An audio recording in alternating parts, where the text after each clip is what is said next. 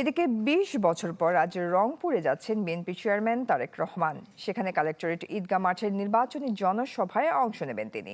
জনসভার প্রস্তুতি এবং তারেক রহমানের রংপুর সফরের আরও খবরাখবর জানাতে যুক্ত হচ্ছেন সহকর্মী শাহনেওয়াজ বাবলু। চলে যাচ্ছে তার কাছে। বাবলু, এই মুহূর্তে ঠিক কোথায় আছেন? এর আগে ২০০৫ সালে সেখানে গিয়েছিলেন বিএনপি চেয়ারম্যান। আজকে কালেক্টরেট ঈদগাহ মাঠে যাচ্ছেন জনসভায়, কখন নাগাদ পৌঁছাতে পারে? কি খবর আছে আপনার কাছে?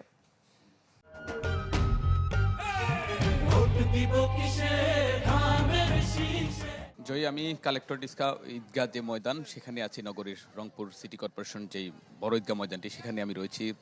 তারেক রহমানের যে আজকের যে নির্বাচনী জনসভা যেখানে এখানে অনুষ্ঠিত হবে, যে নির্ধারিত সময় সেটি বলা যায় 5:30 4:30 কিছুক্ষণ পর এখানে আসার কথা রয়েছে দলের পক্ষ থেকে, যেটি জানানো হয়েছে। কিন্তু আমরা ধারণা করছি বিগত যেই প্রোগ্রামগুলো আমরা কভার করেছি, তার যে সফরের সঙ্গে ছিলাম, এটা বোঝা যাচ্ছে অর্থ সন্ধ্যার পর তার এখানে আসতে আসতে সময় লেগে যাবে। কিন্তু নেতাকর্মীরা ইতিমধ্যে আসতে শুরু করেছেন। আজকে যেহেতু জুম্মাবার, নামাজ শেষে নেতাকর্মীরা এখানে আসবেন।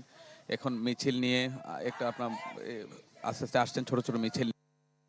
দীর্ঘ সময় ধরেই এই অঞ্চলে মানুষ অবহেলিত এবং তারা বলছেন যে সামনে তারা এমন একটি সরকার চান যেটার কারণে তাদের যে আগামীর যেই পরিকল্পনা এবং তাদের যে স্বপ্ন, বিশেষ করে তিস্তা সহ নানা উন্নয়নের কথা তারা বলে আসছেন, তারা যেটি পান সেই দাবিগুলো এখান থেকে তুলে ধরা হবে এবং সাধারণ মানুষ এবং নেতাকর্মীদের পক্ষ থেকে বগুড়ায় পর্যন্ত 3টি জনসভায় অংশ নিয়েছিলেন। মাঝে রাতে তার বগুড়ার যে নির্বাচনী এলাকা, সেখানে সাতমাথায় নগর যে সাতমাথা রয়েছে সেখানে তিনি জনসভায় বক্তব্য রেখেছিলেন। সেখান থেকে রাতেই তিনি যে নগরের যে নাচ গার্ডেন হোটেল রয়েছে সেখানে অবস্থান করেন। আজকে সকালে তিনি ডাক্তার জুবাইদা রহমান, তার স্ত্রী ডাক্তার জুবাইদা রহমানের সার্বিক তত্ত্বাবধানে যে একটি হুইল চেয়ার বিতরণ, শারীরিক প্রতিবন্ধীদের মাঝে হুইল চেয়ার বিতরণ এবং তাদের সঙ্গে মতবিনিময় সভায় অংশ নিয়েছিলেন তারেক রহমান। সেখানে এখান থেকে মহাস্থানগড়ে তিনি জুম্মার নামাজ আদায় শেষে তিনি সরাসরি রংপুরের উদ্দেশ্যে রওনা করবেন।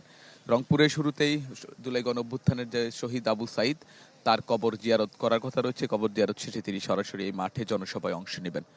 বিএনপির পক্ষ থেকে যেটি বারবার বলা হচ্ছে, তার যে সফর, দীর্ঘদিন পর তিনি সারা দেশ সফর করছেন বলা যায়। নির্বাচনকে কেন্দ্র করে এই সফরটি তাদের জন্য অনেকটাই সময় পর তাদের নেতাকে দেখতে পাচ্ছেন এবং আগামী নির্বাচন, যেটি নির্বাচনকে সামনে রেখে গুরুত্বপূর্ণ নির্দেশনা দলীয় প্রধানের কাছ থেকে পাচ্ছেন, এটা তাদের নির্বাচনী প্রচারণা বাড়তি প্রেরণা হয়ে দাঁড়াবে বলে মনে করছে।